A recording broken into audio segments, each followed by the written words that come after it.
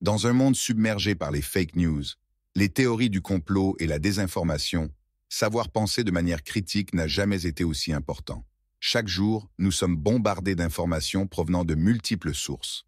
Médias traditionnels, réseaux sociaux, publicités, discussions avec nos proches. Comment distinguer le vrai du faux? Comment éviter de se faire manipuler? La pensée critique n'est pas seulement un outil intellectuel, c'est une compétence de vie essentielle. Elle nous permet de prendre de meilleures décisions, de mieux comprendre le monde qui nous entoure et de nous protéger contre la manipulation et la tromperie. Dans cet épisode, nous allons explorer 5 techniques puissantes pour développer votre pensée critique. Et ces techniques ne sont pas réservées aux philosophes ou aux scientifiques. Elles sont accessibles à tous et peuvent être appliquées dans votre vie quotidienne. Que vous soyez étudiant, professionnel, parent ou simplement quelqu'un qui cherche à naviguer plus efficacement dans le paysage complexe de l'information moderne, ces outils de pensée critique vous seront précieux. Technique 1. Le questionnement socratique. La première technique que nous allons explorer est le questionnement socratique, nommé d'après le philosophe grec Socrate. Cette méthode consiste à poser une série de questions pour approfondir un sujet, clarifier les pensées et les croyances, et découvrir les hypothèses sous-jacentes. Socrate croyait que la clé de la sagesse était de reconnaître notre propre ignorance. Il disait « Je ne sais qu'une chose, c'est que je ne sais rien ». Cette humilité intellectuelle est le point de départ du questionnement socratique. Voici quelques questions types du questionnement socratique. Qu'entendez-vous exactement par « Pouvez-vous me donner un exemple ?» Quelles sont les implications de cette affirmation? Quelles preuves soutiennent cette idée? Y a-t-il une perspective alternative? L'objectif n'est pas de gagner un débat, mais d'approfondir la compréhension et de remettre en question nos propres croyances et celles des autres. Comment cela peut-il nous aider à éviter la manipulation? En posant ces questions, nous évitons d'accepter passivement l'information. Nous creusons plus profondément, nous examinons les preuves et nous considérons différentes perspectives. Prenons un exemple concret. Supposons que vous lisiez un article affirmant que le produit X guérit le cancer. Au lieu d'accepter ou de rejeter immédiatement cette affirmation, vous pourriez utiliser le questionnement socratique. Qu'entend-on exactement par guérir? Quels types de cancers sont concernés? Quelles études soutiennent cette affirmation? Ces études ont-elles été répliquées? Y a-t-il des experts qui contestent ces résultats? En posant ces questions, vous développez une compréhension plus nuancée et critique de l'affirmation. Pour pratiquer le questionnement socratique, commencez par l'appliquer à vos propres croyances. Choisissez une opinion que vous avez et posez-vous ces questions. Vous serez peut-être surpris de découvrir les hypothèses cachées derrière vos propres croyances. Technique 2. La recherche des biais cognitifs. La deuxième technique pour développer votre pensée critique est la recherche et la reconnaissance des biais cognitifs. Les biais cognitifs sont des erreurs systématiques de pensée qui affectent nos jugements et nos décisions.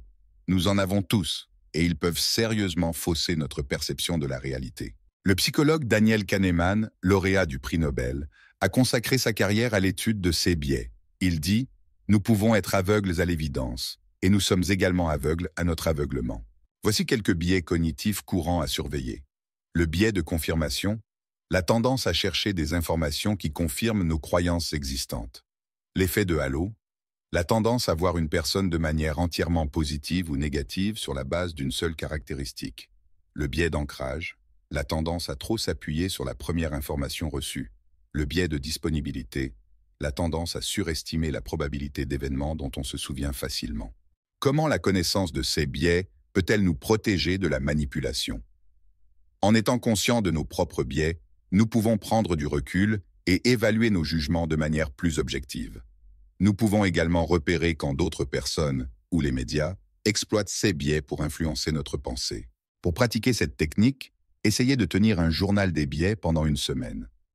Chaque fois que vous prenez une décision ou formez une opinion, demandez-vous quel biais pourrait influencer votre pensée. Avec le temps, vous deviendrez plus habile à repérer et à contrer ces biais. Technique 3. L'analyse des arguments. La troisième technique pour développer votre pensée critique est l'analyse des arguments. Un argument, dans ce contexte, n'est pas une dispute, mais une série de déclarations visant à prouver ou à soutenir une conclusion. Le philosophe Stephen Toulmin a développé un modèle utile pour analyser les arguments. Selon lui, un argument complet comprend 6 éléments. La prétention, ce que l'on cherche à prouver. Les données, les faits sur lesquels se base la prétention. La garantie, le principe général qui relie les données à la prétention. Le fondement, ce qui soutient la garantie. La réfutation, les exceptions potentielles. Le qualificateur, le degré de certitude de la prétention. Comprendre ces éléments nous permet d'évaluer la solidité d'un argument et d'identifier ses faiblesses potentielles. Comment cela nous aide-t-il à éviter la manipulation? En analysant les arguments, nous pouvons repérer les raisonnements fallacieux, les preuves insuffisantes ou les conclusions hâtives. Nous devenons moins susceptibles d'être convaincus par des arguments qui semblent solides en surface, mais qui s'effondrent sous un examen plus approfondi. Prenons un exemple. Supposons que vous entendiez l'argument suivant. Le chômage a augmenté l'année dernière. Le gouvernement actuel était au pouvoir l'année dernière. Donc, le gouvernement actuel est responsable de l'augmentation du chômage. En analysant cet argument, nous pourrions identifier la prétention, le gouvernement est responsable de l'augmentation du chômage. Les données, le chômage a augmenté et le gouvernement était au pouvoir. La garantie, implicite, les gouvernements contrôlent totalement le taux de chômage. En analysant cet argument, nous pourrions identifier la prétention. Le gouvernement est responsable de l'augmentation du chômage. Les données, le chômage a augmenté et le gouvernement était au pouvoir. La garantie, implicite. Les gouvernements contrôlent totalement le taux de chômage. Cette analyse révèle des faiblesses potentielles. La garantie est-elle vraiment valide? N'y a-t-il pas d'autres facteurs qui influencent le chômage? L'argument ne prend-il pas en compte un délai potentiel entre les actions du gouvernement et leurs effets? Pour pratiquer cette technique, choisissez un éditorial ou un article d'opinion et essayez d'identifier les éléments de l'argument. Quelles sont les prétentions principales? Quelles preuves sont fournies? Quelles hypothèses sont faites? Cette pratique vous aidera à devenir un lecteur plus critique et un penseur plus rigoureux. Technique 4. La pensée systémique. La 4e technique pour développer votre pensée critique est la pensée systémique. Cette approche nous encourage à voir le monde comme un ensemble de systèmes interconnectés plutôt que comme des événements isolés. Peter Senge, auteur de la 5e discipline, définit la pensée systémique comme une discipline qui consiste à voir les totalités. C'est un cadre pour voir les interrelations plutôt que les choses, pour voir les modèles de changement plutôt que des instantanés statiques.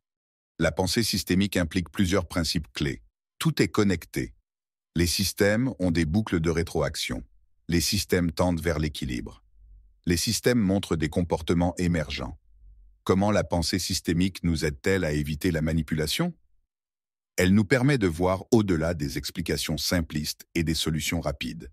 Elle nous encourage à chercher les causes profondes et les conséquences à long terme. Elle nous aide à comprendre que les problèmes complexes n'ont généralement pas de solution simple. Prenons un exemple concret. Imaginons qu'un politicien propose de résoudre le problème de la criminalité en augmentant simplement le nombre de policiers dans les rues.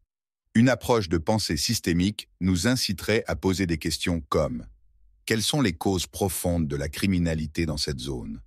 Comment une augmentation de la présence policière pourrait-elle affecter les relations communautaires? Y a-t-il des boucles de rétroaction potentielles? Par exemple, une présence policière accrue pourrait-elle augmenter les tensions et donc potentiellement la criminalité?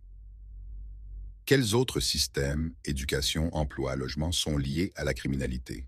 En posant ces questions, nous développons une compréhension plus nuancée et complète du problème, ce qui nous rend moins susceptibles d'être manipulés par des solutions simplistes. Pour pratiquer la pensée systémique, choisissez un problème dans votre vie personnelle ou dans la société. Essayez de dessiner un diagramme montrant tous les facteurs qui contribuent à ce problème et comment ils sont interconnectés. Cette visualisation peut révéler des insights surprenants et vous aider à voir le problème sous un nouvel angle. Technique 5. La métacognition. La 5e et dernière technique que nous allons explorer est la métacognition, ou penser à penser. C'est la capacité à réfléchir sur nos propres processus de pensée, à les surveiller et à les réguler. John Flavel, qui a introduit le terme, l'a défini comme la connaissance qu'on a de ses propres processus cognitifs, de leurs produits et de tout ce qui y touche. La métacognition implique plusieurs compétences. La planification, réfléchir à la manière d'aborder une tâche de réflexion. La surveillance, évaluer notre compréhension et nos progrès en cours de route. L'évaluation, juger la qualité de nos résultats et l'efficacité de notre approche. Comment la métacognition nous aide-t-elle à éviter la manipulation? En nous rendant plus conscients de nos propres processus de pensée, elle nous permet de repérer nos erreurs de raisonnement, nos préjugés et nos points faibles. Elle nous aide également à adapter notre approche en fonction de la situation, ce qui nous rend plus flexibles et résilients face à la désinformation. Prenons un exemple concret. Imaginons que vous lisiez un article sur un sujet controversé comme le changement climatique. La métacognition vous encouragerait à vous poser des questions comme « Quelle est ma réaction émotionnelle à cet article? Comment cela pourrait-il influencer mon jugement? Quelles sont mes connaissances préalables sur ce sujet? Sont-elles suffisantes pour évaluer ces affirmations? Suis-je en train de chercher des informations qui confirment mes croyances existantes? Ai-je considéré des perspectives alternatives? » Nous voici arrivés à la fin de notre exploration des techniques de pensée critique. Récapitulons les 5 techniques que nous avons abordées. Le questionnement socratique, poser des questions profondes pour clarifier et approfondir notre compréhension. La recherche des biais cognitifs, reconnaître et contrer nos erreurs de pensée systématiques. L'analyse des arguments, examiner la structure et la validité des raisonnements. La pensée systémique, voir les interconnexions et les dynamiques complexes. La métacognition, réfléchir à nos propres processus de pensée. Ces techniques ne sont pas des solutions miracles qui nous rendront instantanément imperméables à la manipulation. Elles demandent de la pratique, de la patience et de l'humilité intellectuelle.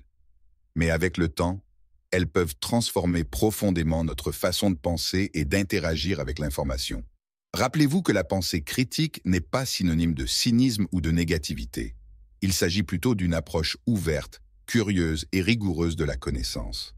Comme le disait Carl Sagan, le scepticisme est le cœur de la méthode scientifique. Il signifie rien d'autre que garder l'esprit ouvert.